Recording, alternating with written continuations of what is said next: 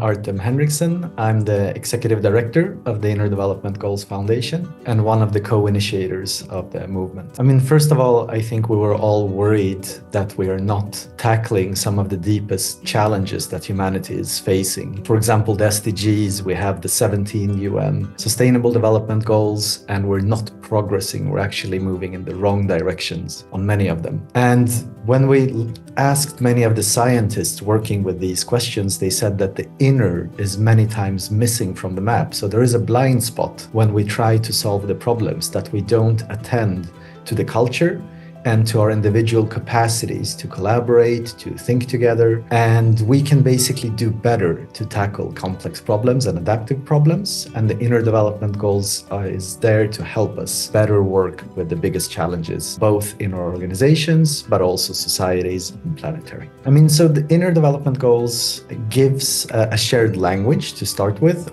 All businesses have their own values, their own competence frameworks. And with the IDGs tackling global challenges, we shift the narrative. We give people back a sense of agency, that everybody can do something. We can't all affect how our companies work with carbon or with sustainability, but we can all be more compassionate or long-term orientated. And this gives a sense of hope, agency, and collaboration. So we shift the narrative towards something positive. The second part, we do believe that every company has strengths and have sorted some things out, and we can share good and best practices. And through that, we think that we can do more in both HR, leadership development, sustainability with less resources. So by being part of a global learning community, we can exchange practices with the same language, the same framework, and we can bring good practices home and apply them so we can be more effective at handling complex problems.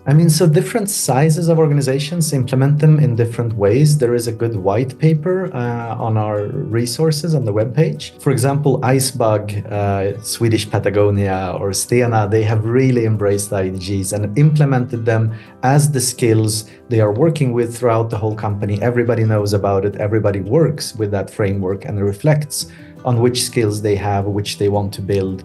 And they had some good leadership developers, psychologists helping them with that, being very explicit, both going broad in the company and deep, you could say. And then there are companies that go more deep, like Google. They've chose a few departments and they've worked really, really deep with Amy Edmondson, with Bob Keegan on some specific skills and methods. Or IKEA, for example. If you walk into an IKEA store, people in the store will not know about the IDGs. They've chosen not to go out to everybody, but people in the HR and working with logistics and other parts, they know about that. They've implemented that, and they've also gone through their competence frameworks, their values. They're bringing home some good practices from the IDG community. So they've been choosing parts of that. And the last example is Henriksson, and you can read it in the white paper where they said, we use it like Intel Inside. Nobody knows about the IDGs at Henriksson except for the few people who are engaged. And then they rebrand it like Henriksson stuff, but they take good practices from the IDG community. And that's totally okay also. So there are different ways that you can do it with different level of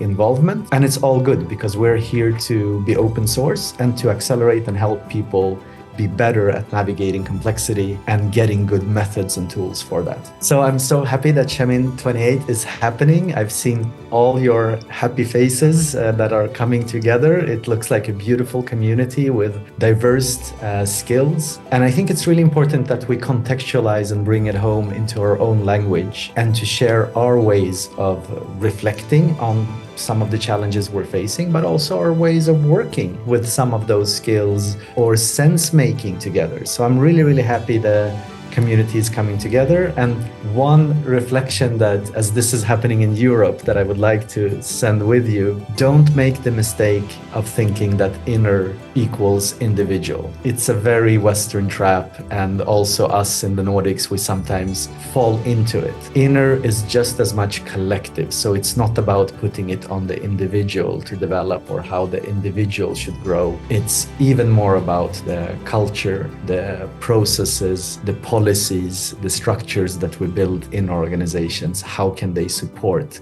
these types of skills and problem solving? I wish you the very best of days at Chemin 28 and hope you have a great learning opportunity together.